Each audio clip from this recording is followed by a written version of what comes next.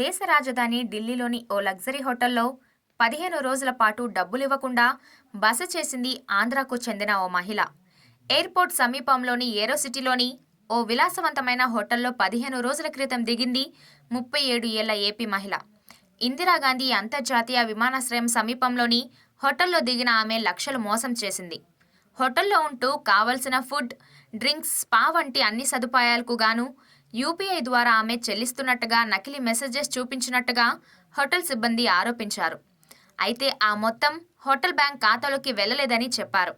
15 రోజులుగా డబ్బులు జమ కాకపోవడంతో ఇదేంటని హోటల్ సిబ్బంది ఆమెను నిలదీయగా సదరు మహిళ వారితో గొడవకు దిగినట్టుగా చెప్పారు. 5 స్టార్ హోటల్లో 15 రోజుల పాటు బస చేసిందని, 2.11 లక్షల స్పా బిల్లు, 5.80 లక్షల హోటల్ బిల్లుతో సహా 7 లక్షలకు పైగా ఖర్చు చేసిందని హోటల్ సిబ్బంది ఆరోపించారు.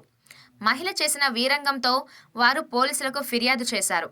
దీంతో ఏఎస్ఐ ప్రదీప్, మహిళా కానిస్టేబుల్ సోను హోటల్కు వచ్చి చీటింగ్ కేసులో ఆమెను అరెస్టు చేశారు.